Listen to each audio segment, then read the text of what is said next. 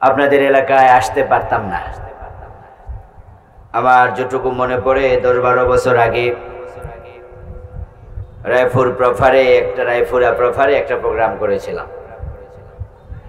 ওই প্রোগ্রামটার পর থেকেই এখানে আমার প্রোগ্রামগুলো বন্ধ করে দেয়া হয়েছিল।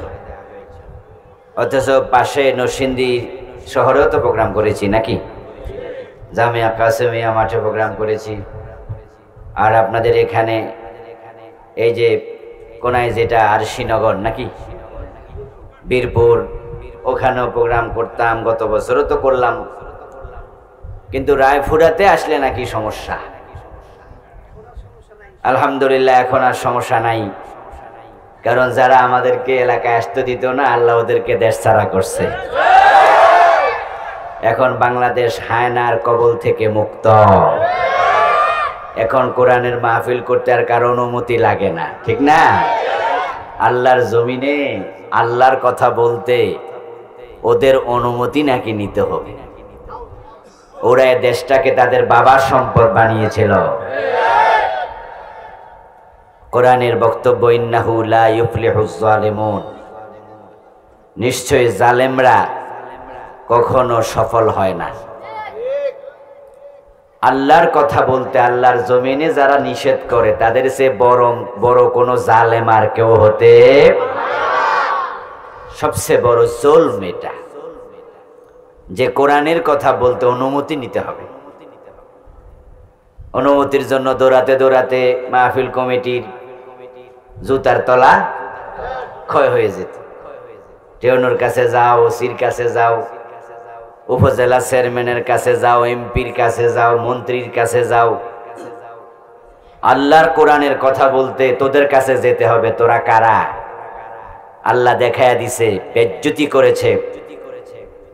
ওদের 300 এমপি একসাথে পালাতে বাধ্য হয়েছে। সরকার প্রধান পালাতে বাধ্য হয়েছে। আজ থেকে 805 বছর আগে এই দেশে আরেকটা রাজা তার রাজপ্রাসাদ থেকে পিছনের দরজা দিয়ে পালিয়েছিল। তার নাম ছিল রাজা লক্ষণ সেন। হিন্দু রাজা লক্ষণ সেনের পরে এই 805 বছর পরে বাংলাদেশের আরেক জালেম রাতের অন্ধকারে এই দেশের মানুষকে গুলি করার জন্য তারা জারি করেছিল সেনাবাহিনীর মার্শাল ল। কিন্তু আল্লাহ বলে না, এই সেনাবাহিনী জাতির বিরুদ্ধে দাঁড়াবে না, তোদের বিরুদ্ধে দাঁড়াবে। তাদের নিয়োগ করা সেনাবাহিনীর প্রধান বলছে, ম্যাডাম 45 মিনিটের বেশি আর সময় নাই। নিজের রান্না করা ভাত নিজে খেয়ে যেতে পারে নাই, পাবলিকে গিয়ে খাইছে, ঠিক না? এক কাপড়ে চলে গেছে, কাপড় চোপড় নেয়ারও সুযোগ পায় নাই। এই জাতীয় পালিয়ে যাওয়ার চেয়ে মরে যাওয়া ভালো। লজ্জা থাকলে বলতো যে না প্রয়োজন আমি জীবন দেব, আমি পালাবো না। কিন্তু পালিয়েছে, এতে বোঝা যায় লাজ লজ্জা শরম কিচ্ছু নাই। ওদেরকে আল্লাহ বেজ্জতি করছে, কারণ আল্লাহর জমিনে আল্লাহর কোরআনের কথা 15টা বছর তাদের অনুমতি ছাড়া বলা যায় নাই। এমন কিছু জাহেলে মোরাক্কাবকে মাহফিলে সভাপতি বানানো লাগতো, যার পেটের মাঝে বোমা মারলো সূরা ফাতিহা বের হবে না, শুদ্ধ কইরা সূরা ফাতিহা পারে না, হে হইতো মাহফিলের সভাপতি। আর ওরে সভাপতি না বানালে মাহফিল হবে না। আল্লাহ তাআলা এই 15 বছর পর শাহজালালের বাংলাকে আবার মুক্ত করেছেন। আলহামদুলিল্লাহ, কোরআনের কথা বলতে এখন আর কারো অনুমতি নিতে হয় না। এজন্য আমি আবার আসতে পেরেছি দীর্ঘদিন পরে। যে আল্লাহ তাআলা আমাদেরকে কোরআনের কথা নিঃসংকোচে খোলা মনে টেনশনহীন দ্বিধাহীন চিত্তে বলার পরিবেশ করে দিলেন। যে আল্লাহ বাংলাদেশটাকে হায়না মুক্ত করলেন, আজকের এই কোরআনের মাহফিলে কোরআনের আহ্বানে আমাদেরকে সমবেত হওয়ার সুযোগ দিলেন, সুস্থ রাখলেন, আমরা শুরুতে তাকেই ধন্যবাদ জানাই, কৃতজ্ঞতা জানাই, সবাই মিলে কালিমাতু শুকর পড়ি আলহামদুলিল্লাহ। প্রিয় দিনী ভাইয়েরা, আমি আপনাদের সম্মুখে পবিত্র কোরআন মাজিদ থেকে সূরাতুল আলাকের প্রথম 5টি আয়াতে কারিমা তেলাওয়াত করেছি। প্রিয় নবীজি সাল্লাল্লাহু আলাইহি ওয়াসাল্লামের পবিত্র মুখনসৃত ছোট ছোট দুইখানা হাদিস আংশিক তেলাওয়াত করেছি। আল্লাহ তাআলা তৌফিক দান করলে এখান থেকে কিছু কথা বলবো ইনশাআল্লাহ। আমরা কোরআনের কথা শুনবো, কোরআনের কথা বলবো, কারণ কোরআনই হচ্ছে জান্নাতে যাওয়ার একমাত্র গাইডলাইন দাতা, জান্নাতের পথ প্রদর্শনকারী কোরআন। এই কিতাব আমাদেরকে হেদায়াত দেওয়ার জন্য আল্লাহ পাঠাইছে, ঠিক নয় কি? যালিকাল কিতাবু লা রাইবা ফীহি হুদাল লিল মুত্তাকিন। আমরা যারা মুত্তাকি হতে চাই, আমরা যারা হেদায়াত পেতে চাই, জান্নাতের পথ নিতে চাই, আল্লাহ বলে তাদের জন্য আমি এই কিতাবের মাঝে হেদায়াত রেখে দিয়েছি। সুবহানাল্লাহ। আল্লাহ বলেছেন হাযা হুদা, এই কোরআন হলো হেদায়াতকারী, এটা হুদাল লিল মুত্তাকিন। যারা মুত্তাকি হতে চায় তাদেরকে জান্নাতের পথ প্রদর্শনকারী। এবার আল্লাহ বলছেন ফামান তাবিআ হুদায়া ফালা খাউফুন আলাইহিম ওয়ালা হুম ইয়াহজানুন। আমার হেদায়েতের কিতাব যারা অনুসরণ করবে তাদের জন্য দুনিয়ায় কোনো টেনশন নাই, আখিরাতে কোনো ভয় নাই। তারা দুনিয়াতেও ভালো থাকবে, আখিরাতেও ভালো থাকবে যদি আমার কিতাব অনুসরণ করে। আল্লাহর কথা কতটা সত্য, এটা তো আজ থেকে 1450 বছর আগে প্রমাণ হলো। আমরা দেখেছি ইতিহাসে, হাদিসে, কোরআনে পড়েছি। এই কিতাব কোরআন যে যুগে নাজিল হলো সেই যুগের নাম ছিল আইয়ামে জাহিলিয়া। যেই যুগ ছিল অশান্তিতে ভরা, চুরি ডাকাতি রাহাজানি চিন্তায়, সুদ ঘুষ অন্যায় অনাচার জেনা ব্যভিচার ধর্ষণ খুন নিত্য নৈমিত্তিক বিষয় ছিল। যেই যুগে বাবা তার নিজের সদ্য প্রসূত কন্যা সন্তানটাকে নিজে জীবিত কবর পর্যন্ত দিত। কেমন পাষাণ, নিজের মেয়েটাকে নিজে জীবিত কবর দিত। ও ভাই, রাতের বেলায় মশা থাকলে মশারির ভিতরে বাতি নিবানোর পরে যদি মশা একটু আওয়াজ করে, আমরা বাতি জ্বালায়া মশা মারি, তারপরে ঘুমাই।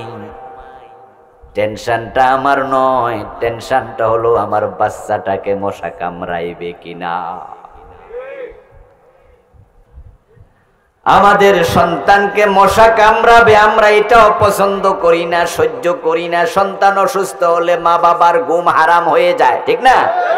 সন্তান অসুস্থ হলে আমাদের ঘুম আসে না, টেনশন হয়।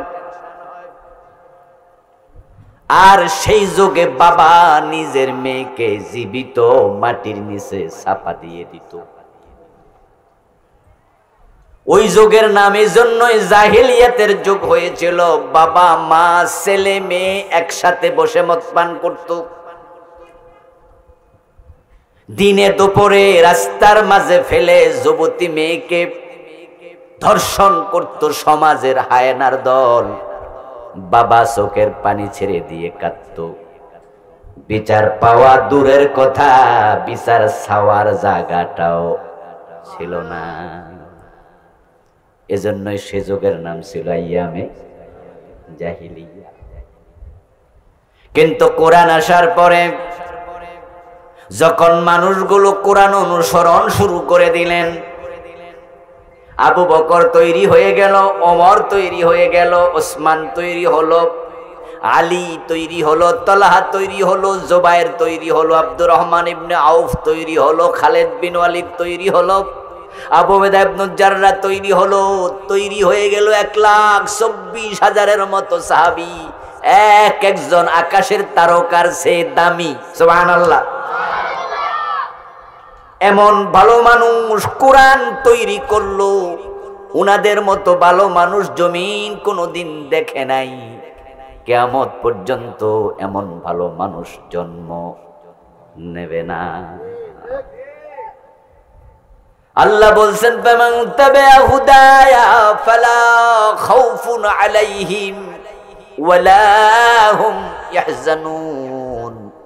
এই কিতাব যারা অনুসরণ করে দুনিয়ায় টেনশন থাকে না, ভয় থাকে না, আখিরাতও থাকবে না।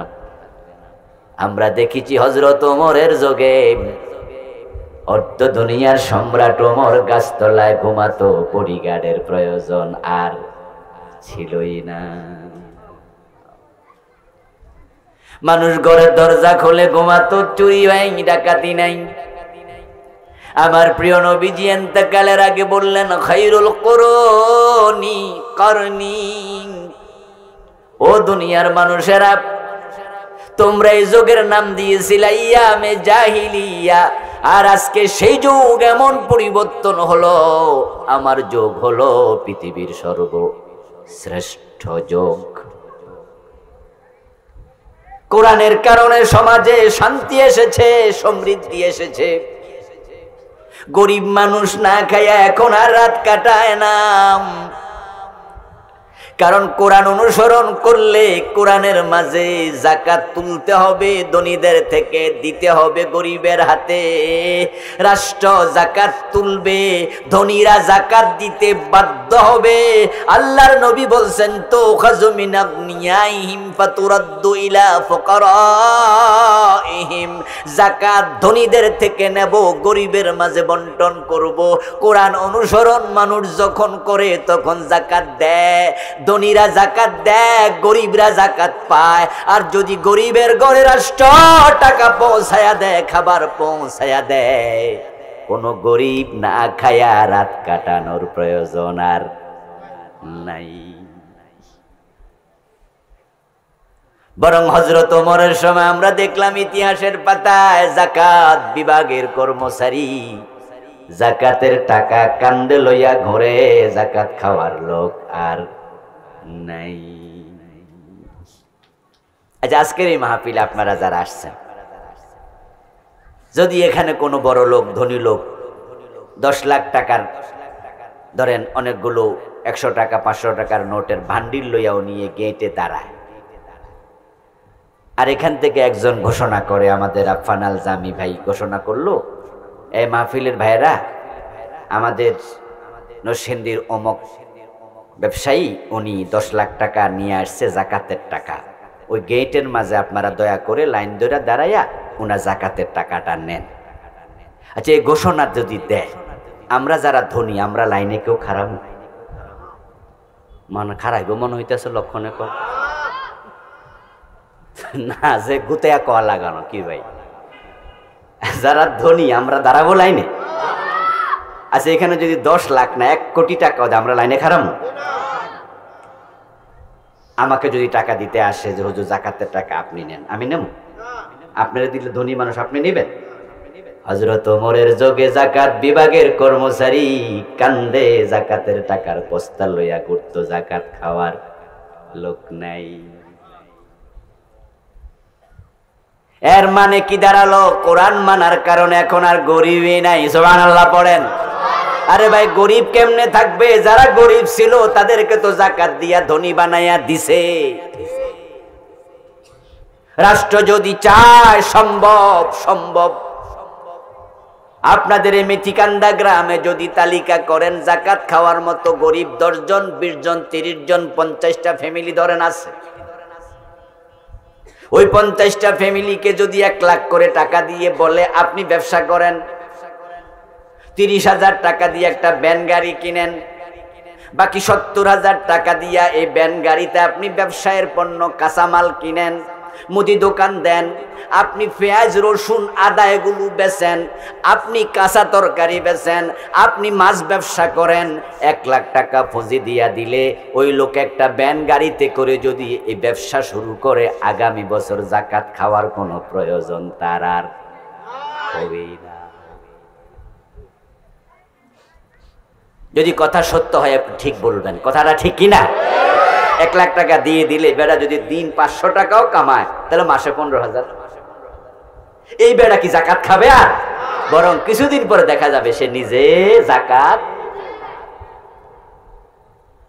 কিন্তু আমরা বড় পরিতাপ, বড় কষ্ট, 53 বছর বাংলাদেশ মুসলমানরাই চালাচ্ছে, যাকাত আদায়ের রাষ্ট্রীয় কোনো উদ্যোগ নাই।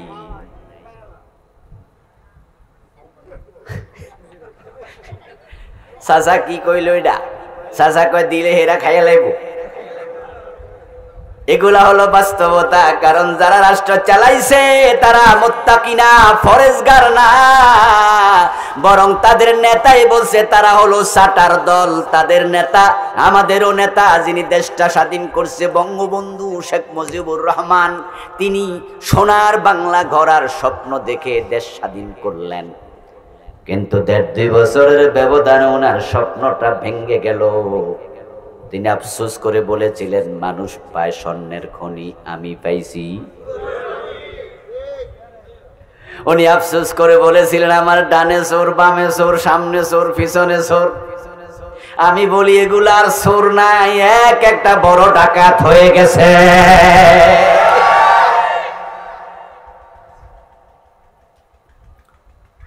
যাকাত ভিত্তিক অর্থনীতি যদি চালু হয়ে যেত, কোরআন অনুসরণ করলে যাকাত আদায় করা রাষ্ট্রপ্রধানের জন্য ফরজ। যাকাত দেয়া যেমন আমার আপনার উপরে ধনী হইলে ফরজ, যিনি রাষ্ট্র চালাবেন ধনীদের থেকে টাকা উসুল করা যাকাতের তার জন্য ফরজ।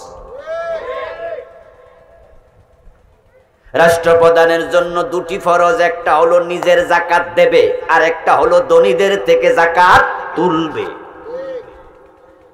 এটা সূরা হজে আল্লাহ বলেছেন, আল্লাযীনা ইম্মাক্কান্নাহুম ফিল আরদ আকামুস সালাত ওয়া আতাউয যাকাত ওয়া আমারু বিল মা'রুফি ওয়া নাহাউ আনিল মুনকার। আল্লাহ নিজে বলতেছে, আল্লাযীনা ইম্মাক্কান্নাহুম, যাদেরকে আমি আল্লাহ জমিনে নেতৃত্ব দেব, স্থিতি দেব, জমিনে ক্ষমতা দেব, তাদের জন্য আমি 4টা দায়িত্ব আমার পক্ষ থেকে বন্টন করে দিলাম। 1 নাম্বার, তারা আইন করে নামাজ কায়েম করবে। নামাজ পড়ো, নামাজ পড়ো, অনুরোধ চলবে না, আইন করা হবে। নামাজ না পড়লে জেলে দেয়া হবে। ইমাম আবু হানিফা, শাফি, মালিক, আহমদ ইবনে হাম্বল রাহিমাহুমুল্লাহ, 4 ইমামের ঐক্যমত্য ফতোয়া, কোন বালেগ নামাজ না পড়লে রাষ্ট্র তাকে জেলে দেবে। ইমাম মালিক রাহিমাহুল্লাহ বলেছেন, জেলে দেওয়ার আগে তাকে বেত্রাঘাত করতে হবে। আপনারাই বলুন তো, আমাদের সরকার যদি আইনটা করত, আযান হলে দোকান বন্ধ করতে হবে, সব বালেগ লোক মসজিদে যেতে হবে, টেওনো অফিসে টেওনো সাহেব ইমামতি করে জামাতে নামাজ পড়াবে, ডিসি অফিসে ডিসি ইমাম হবে, সচিবালয়ে সচিব ইমাম হবে, মন্ত্রণালয়ে মন্ত্রী ইমাম হবে।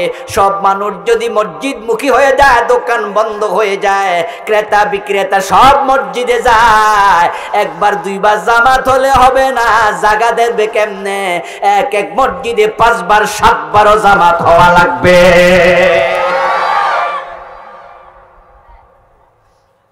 সরকারি কাজ করতে হবে। আল্লাহ বলে, দায়িত্ব আমি দিয়েছি, আল্লাযীনা ইম্মাক্কান্নাহুম ফিল আরদি আকামুস সালাত। দ্বিতীয় দায়িত্ব, আতাউয যাকাত, যাকাত দেবে, যাকাত আদায় করবে, করে মানুষের মাঝে দেবে। আমাদের দেশে সরকার যদি 53 বছর যাকাত তুলে ধনীদের থেকে গরিবদেরকে দিত, পুরা বাংলার সীমানায় যাকাত খাওয়ার মতো এখন একটা পরিবারও থাকতো না। তাহলে আল্লাহ যে বলছে ফামান তাবিআ হুদায়া ফালা খাউফুন আলাইহিম ওয়ালা হুম ইয়াহজানুন, যারা আমার কোরআন অনুসরণ করবে, হেদায়েতের কিতাব মানবে, দুনিয়ায় কোনো টেনশন থাকবে না। আমরা কোরআন মানি নাই, তাই আমাদের টেনশনের অভাব নাই। আরে মাইয়া বিয়া দিতে পারে না, বাবার টেনশন। যেই ঘরে 2টা 3টা মেয়ে, শেয়ানা, বয়স 18, 19, 20, 22, 25, বিয়ে হয় না, ওই পরিবারের বাবা মা জানে টেনশন কাকে। ছেলে বড় হয়েছে, চাকরি হয় না, এমএ পাস 2টা ছেলে 3টা ছেলে, এমএ পাস বিএ পাস, চাকরি নাই। চাকরি চাইতে গেলে ঘোষ আর ঘোষ, ঠিক না? ঘোষ ছাড়া কোনো চাকরি। আপনজনও ঘোষ দেওয়া লাগে, আপনজন, দলের লোকেও ঘোষ দেওয়া লাগে। আপনি ভাববেন না যে দল করলে চাকরি, কয় না। দল করছো কি হয়েছে? দল করাতে তো চাকরি দিছি, দল না করলে তো চাকরি দিতাম না। বুঝেন নাই কথা? এটা হলো দলের মহাব্বতে চাকরি পাইছো, কিন্তু ঘোষ ছাড়া হইব কেমনে? আমার উপরে ছাড় আছে না। দলের লোকে ঘোষ দেয়, আমার পরিচিত আত্মীয় আছে, পুলিশে চাকরি নিছে, যৌতুকের টাকা লইয়া বিয়া করছে, কইরা যৌতুক শ্বশুর বাড়িতে লইয়া চাকরি নিছে, অথচ ওই দলের লোকই। ও দোস্ত, ঘোষ ছাড়া চাকরি হয় না। 3টা 4টা ছেলে বেকার, সে বাবা জানে টেনশন কাকে। ব্যবসা করতে গেলে লোন, লোন ছাড়া চলে না, কত কষ্ট। আমার দোস্ত, আমরা কোরআন মানি নাই, তাই টেনশনের অভাব নাই। ছেলে মেয়ে, আত্মীয় স্বজন, পাড়া প্রতিবেশী, তাকে দেখো শুধু টেনশন আর টেনশন। অথচ রাসূল আল্লাহ বলছেন যে কোরআন মানে তার দুনিয়ায় কোনো টেনশন থাকার কথা, আখিরাতেও টেনশন থাকবে না। এই হলো কোরআন মানার উপকার। আরেক আয়াতে আল্লাহ তাআলা এবার বলছেন ফামানিত্তাবা হুদায়া ফালা ইয়াদিল্লু ওয়ালা ইয়াশকা, যারা আমার কোরআন অনুসরণ করবে তারা কখনো পথহারা হবে না, এবং যারা কোরআন অনুসরণ করে চলে তারা কখনো অপমানিত হবে না। কয়টা কথা বলছি এখানে? 2টা। একটা হলো কোরআন যারা মানবে তারা পথহারা হবে না। কথা কিন্তু বুঝছেন? কোরআন মানলে পথহারা হবেন না। এতে বোঝা যায় যারা কোরআন মানে না তারা পথহারা হওয়ার সম্ভাবনা।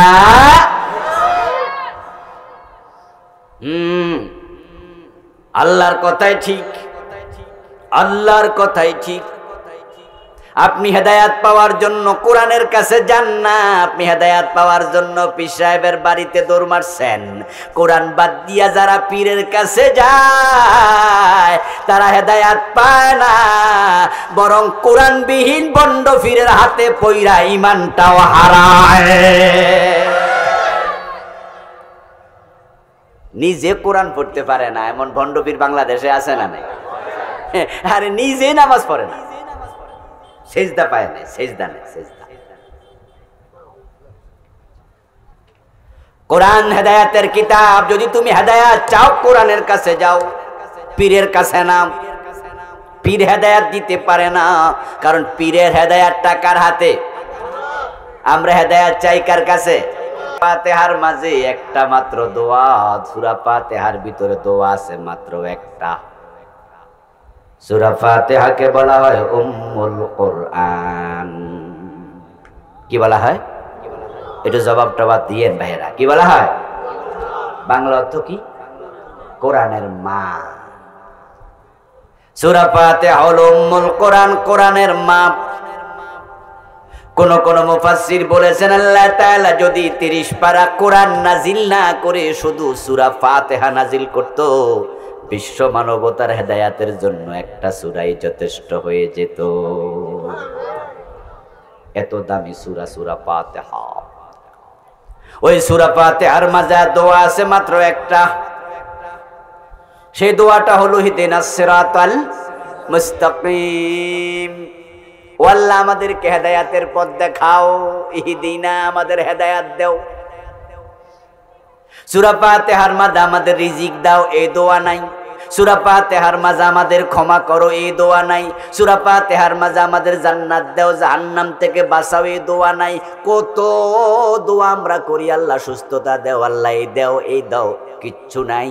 শুধু একটা দোয়া আছে, আল্লাহ হেদায়েত দাও। এতে বোঝা যায় দুনিয়াতে হেদায়েতের চেয়ে দামি কোনো দোয়া আর নেই।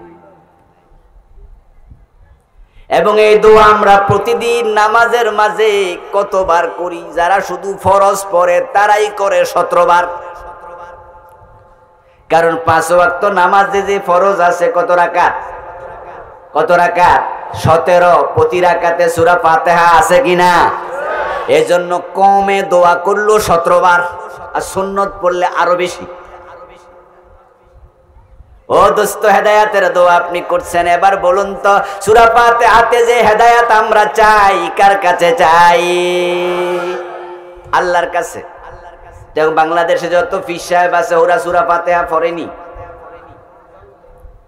কি? পীর সাহেবরা সূরা ফাতিহা ছাড়া নামাজ পড়ে? কথা বলিয়েন, যারা নামাজি পীর তাদের কথা বলেন, সূরা ফাতিহা পড়ে কিনা? এই পীর সাহেবরা হেদায়েত চায় কার কাছে? তাহলে এতে বোঝা যায় হেদায়াত কোন পীরের হাতে নাই, হেদায়াত কার হাতে? এর মানে আবার পীর বাদ, এটা বুঝছেন না। হুজুর মনে পীরের বিরুদ্ধে কইতাছে, ভুল বুঝিয়েন না, আমি ভণ্ডদের বিরোধী, হক্কানীদের পক্ষের লোক। কারণ বাংলাদেশে পীর আছে, পীর সব হক্কানি না ভণ্ড আছে? এবার বলুন তো, হক্কানি পীর বেশি না ভণ্ড পীর বেশি? তাহলে কোনটা হক্কানি কোনটা ভণ্ড এটা চেনার জন্য পীরের কাছে যাওয়ার আগে কোরআনের কাছে যাওয়া দরকার। কারণ কোরআন পড়লে আপনি বুঝতে পারবেন আপনার পীর হক না বেহক। কোরআন বলেছে পর্দা করো, কোরআন বলেছে আল্লাহর সেজদা করো, আল্লাহর ইবাদত করো। পীরের বাড়ি গিয়ে দেখলেন পীর নিজে সেজদা নেয়, তখন আপনার কোরআন আপনাকে বলবে যে ইবাদতের মালিক একমাত্র আল্লাহ, সেজদা একটা বড় ইবাদত। যেই পীর সেজদা নেয় বুঝা গেল এটা হক্কানি পীর হতে পারে না। এর কাছে আমি মুরিদ হবো না। পীরের কাছে যায় দেখলেন পীরের সামনে অনেকগুলো মহিলা, যারা নিজেরা নেকাব নাই, বোরকা নাই, খোলামেলা আছে কাপড় পরে। পীর সাহেব ওই বোরকা ছাড়া নেকাব ছাড়া মহিলারও মুরিদ বানাচ্ছে, পর্দা করে না। এমন পীর বাংলাদেশে আছে না নাই? আপনার কোরআন তখন বলবে যে পীর পর্দা করে না এটা হক্কানি পীর না। এই জন্য হেদায়েতের জন্য যেতে হবে কোরআনের কাছে। ফালা ইয়াদিল্লু ওয়ালা ইয়াশকা, যারা কোরআন মানবে তারা পথহারা হবে না। ওয়ালা ইয়াশকা, এবং যারা কোরআন মানে তারা অপমান হবে না, হবে না। প্রমাণ হয়ে গেছে বাংলাদেশে কোরআনওয়ালাদেরকে তোমরা যারা জেল দিছো, ফাঁসি দিছো, মামলা দিয়া বাড়ি ছাড়া করছো, তারা কিন্তু দেশ থেকে পলানো লাগে নাই, তোমরা পলাইছো, অপমানিত তোমরাই হইছো। ও দোস্ত, আল্লাহর জান্নাত পান চিবাইতে চিবাইতে হাসতে হাসতে পাওয়া যায় না। এই জান্নাত পাওয়ার জন্য আপনাকে কিছু শ্রম, কিছু ত্যাগ তিতিক্ষা স্বীকার করতে হবে। আল্লাহর জমিনে আল্লাহর কোরআনের আইন কায়েমের জন্য চেষ্টা যারা করবা না, আখেরাতে তোমাদের আল্লাহর আদালতের আসামি হওয়া লাগবে। আল্লাহর আদালতে আসামি হতে হবে আপনাকে।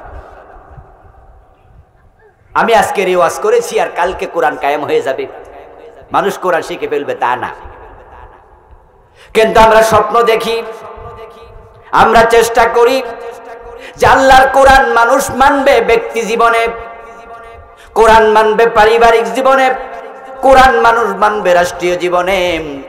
কোরআন সবাই যখন মেনে চলবে তখন রাষ্ট্রে ইসলাম মানা সহজ হয়ে যাবে।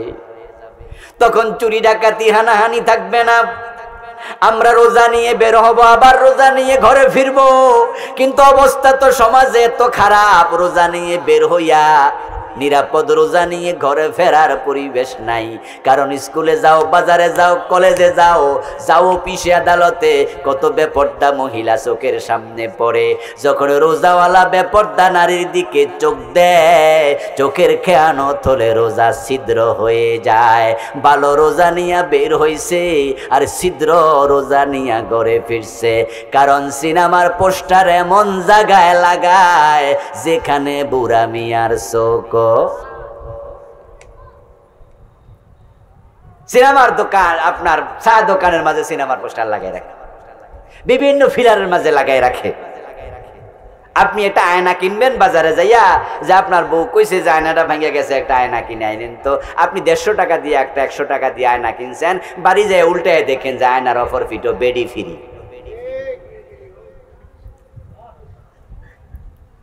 আসেনি ভাই? আছে। আচ্ছা, এখানে আমরা যারা আয়না কিনি, ওই যে একটা মহিলার ছবি দিছে, এজন্য কি 5 টাকা বেশি দিছে? কয় টাকা বেশি দিছেন? তাহলে বিনা কারণে শয়তানি করতেছে। বেপর্দা বেহায়াপনা কোথায় গিয়ে থেমেছে? আপনি তো বেপর্দা হতে চান, নিয়ে মহিলা কিনতে যান না, আপনার হাতে মাগনা তুলে দিছে। আপনি সিনেমা দেখতে হলে যান না, সিনেমার পোস্টার শোকের সামনে ঝুলাইয়া দিছে। আপনি পর্দা করেন, বউ করে, মা করে, আপনার মেয়ে করে, কিন্তু রাস্তায় বের হলে পরিবেশের কারণে আপনার 100% পর্দা করতে পারছেন না। এবারই বলুন তো, 100% ইসলাম মানার জন্য ইসলামী পরিবেশ দরকার আছে না নাই? এখন এই জমিনে ইসলামী পরিবেশের জন্য আপনি কি করলেন আল্লাহ বুঝে হিসাব নেবেন না। যে পাঠাইয়া 1 নম্বরে বললো একরা পড়ো, সে কোরআন পড়ার ব্যাপারে আপনার খবর কি? আজকের মাহফিলে শ্রোতাদের মাঝে কোরআন পড়তে পারে না এমন 2-4 জন শ্রোতা আছে কিনা? আমি দোস্ত আপনাকে বলছি, যদি কোরআন না শিখে আপনি মরেন, আপনি রাসূলের সুপারিশ পাওয়া দূরের কথা, বরং রাসূলুল্লাহ নিজে আপনার বিরুদ্ধে আল্লাহর আদালতে মামলা দেবেন। রাসূল হবেন বাদী, আপনি হবেন আসামি। আমরা তো সবাই রাসূলের শাফাআতের জন্য বসে আছি, রাসূল সুপারিশ করবে, এই ওয়াজ শুনলে আমরা মুস্কি হাসি দেই, মনে মনে ভাবি যাক উম্মত হিসাবে আমার সৌভাগ্য, আমি যদি আমল কমও করি রাসূল তো আছে। এজন্য দোতরা বাজাইয়া গানও গায়, আছেন আমার মুক্তার, আছেন আমার ব্যারিস্টার, শেষ বিচারের হাইকোর্টেতে তিনি আমায় করবেন পার। বাহ, কি গান বানাইছে গো! ও প্রিয় ভাই, রাসূলুল্লাহ সুপারিশ করবে, হাদিসে আছে, কিন্তু সুপারিশ আপনার জন্য নয়। রাসূলুল্লাহর শাফাআতের কথা আছে হাদিসে, আর নবী মুহাম্মদ মামলা দেবে কথা আছে কোরআনে। দলিল হিসাবে শক্ত কোনটা? হাদিস না কোরআন? হাদিসে আছে রাসূল সুপারিশকারী, আর কোরআনে আছে রাসূল কিছু উম্মতের বিরুদ্ধে হবেন মামলাকারী। কাদের বিরুদ্ধে মামলা করবেন? আল্লাহ বলছেন, ওয়াকালার রাসূলু ইয়া রাব্বি ইন্না কওমি ইত্তাখাযু হাযাল কুরআনা মাহজুরা। কিয়ামতের দিন আমার রাসূল বলবেন, ও আল্লাহ, আমার উম্মত অমুক অমুক অমুক আমার রেখে আসা কোরআন পরিত্যাগ করেছে, এ কোরআন পড়ে নাই, এ কোরআন মানে নাই, আমি নবী তার বিরুদ্ধে মামলা দিলাম, তুমি বিচার করো। আপনারা যারা কোরআন না শিখে বসে আছেন, রাসূলুল্লাহর মামলার আসামি আপনি হবেন। মনে মনে ভাবতেছেন, এই হুজুরের ওয়াজ আইয়া তো বিপদে পড়লাম। নামাজ কালাম পড়ে হাসতে হাসতে জান্নাতে চলে যাব। আমাদের পীর সাহেব হুজুর বলছে, জিকির করো, জিকির করো, সুবহানাল্লাহ সুবহানাল্লাহ, আলহামদুলিল্লাহ, আল্লাহু আকবার, সকালে 100 বার, বিকালে 100 বার। হাদিসে আছে, যে ব্যক্তি জিহ্বাকে জিকির দ্বারা সিক্ত রাখবে সে হাসতে হাসতে জান্নাতে যাবে। এই জন্য তো আমি 100 দানার তাসবিহ এখন 1000 দানায় লম্বা বানাইছি, শুধু জিকির করতেছি। আর এই হুজুর কয় কোরআন না পড়লে মামলা খাওয়া লাগবে। কয় কি রে ও দোস্ত, শুনুন, সকাল বিকাল জিকির করা নফল, আর কোরআন পড়া কি নফল না ফরজ? গুরুত্ব কোনটার বেশি?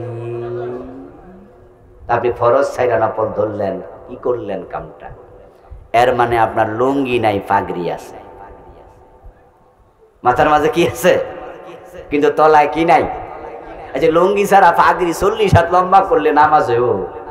কারণ পাগড়ি হলো সুন্নাত আর লুঙ্গি হলো ফরজ। বুঝতে হবে আপনাকে, ইসলাম কনসেপ্ট বুঝতে হবে।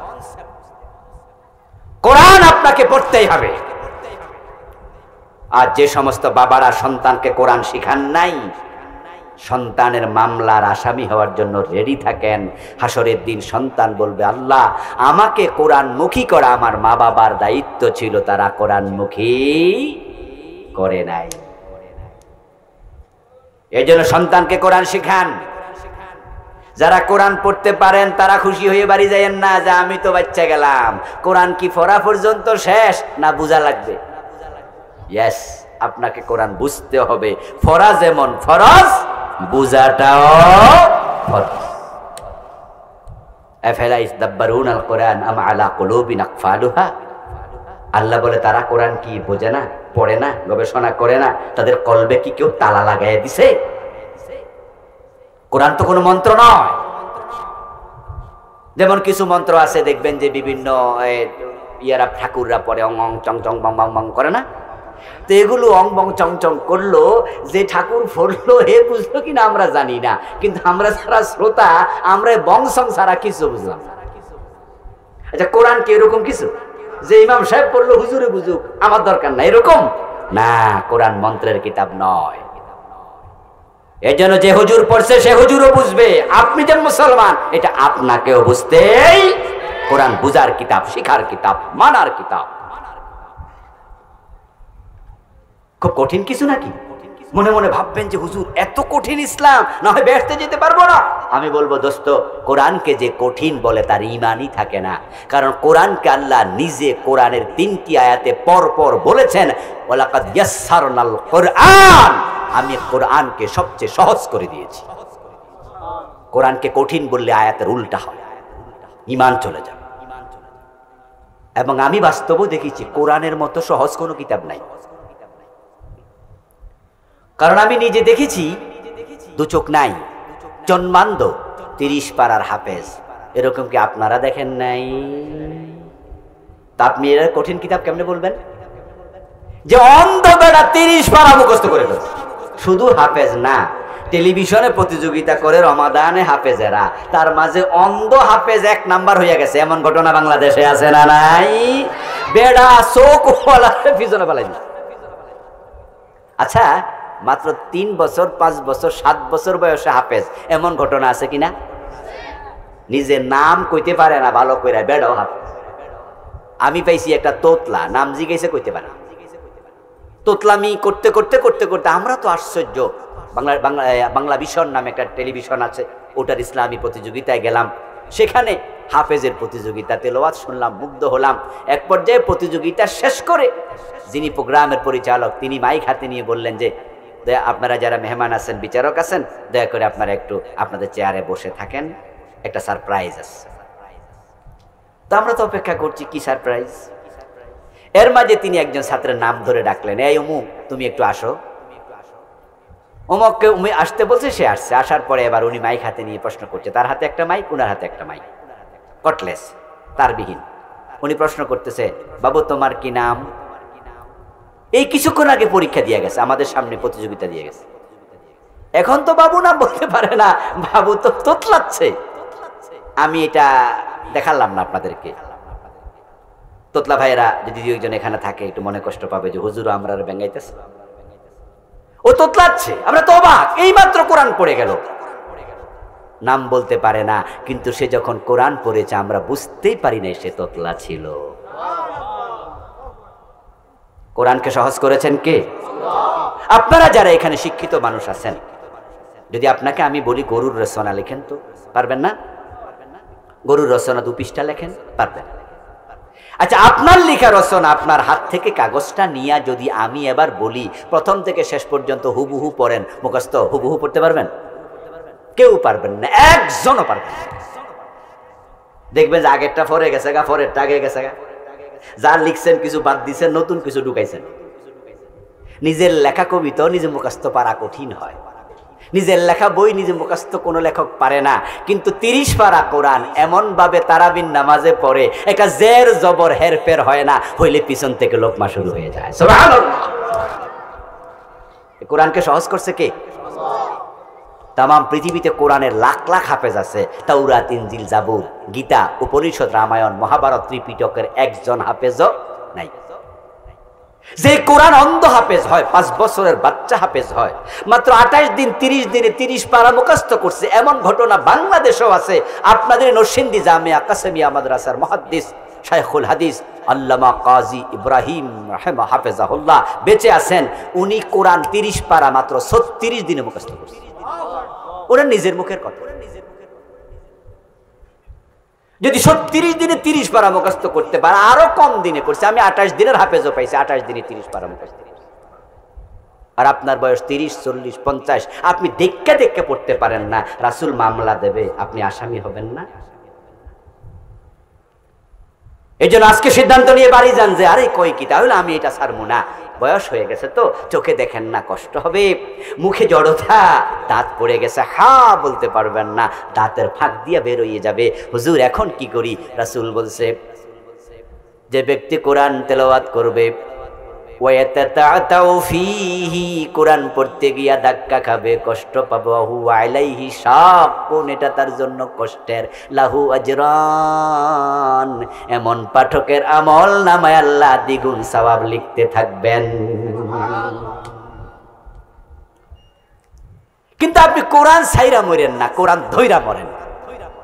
প্রিয় নবীজি বলেছে যে ব্যক্তি কোরআন শিখতে শিখতে মারা যায়, আল্লাহ তাআলা তার উপর এত খুশি থাকেন, তাকে কিয়ামতের দিন যখন জান্নাত দেবে, তার জান্নাতটা নবীর পাশের জান্নাত দেবেন।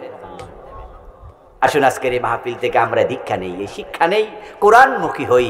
দারুল ইকরাম মডেল মাদ্রাসা আপনাদের এলাকার মাদ্রাসা, নিজের সন্তানকে মাদ্রাসায় দিন, আলেম বানান, আমাদের আফফান আল জামিকে সহযোগিতা করুন। এটা বড় মাদ্রাসা হয়ে যাক, এই মাদ্রাসা হয়ে যাক বাংলাদেশের অন্যতম সেরা মাদ্রাসা। আল্লাহ যেন সেই মানে কবুল করে, বলেন আমিন। বুদ্ধি দেবেন, অর্থ দেবেন, পরামর্শ দিবেন, ছাত্র দেবেন। ছাত্র যদি জাগির থাকা লাগে, লজিং থাকা লাগে, নিজের বাড়িতে জাগির রাখবেন। 10 মিলে করি কাজ, হার জিতে না হিলাজ। আমরা চেষ্টা শুরু করে দেই। জামিয়া কাসেমিয়া গাবতলী যেদিন হয়, তখন কিন্তু আজকের মতো এত বিখ্যাত ছিল না, ছোট্টই ছিল, কিন্তু এটা এখন বিশাল হয়েছে। আল্লাহ যদি কবুল করে, এটাও বিশাল হতে পারে, ঠিক না? এজন্য আপনারা ভূমিকা রাখতে রাজি আছেন তো ইনশাআল্লাহ? আল্লাহ তৌফিক দাও, বলেন আমিন। হাদা মা ইনদি ওয়াল ইলমু ইনদাল্লাহ, আলাইহি তাওয়াক্কালতু ওয়া ইলাইহি উনীব।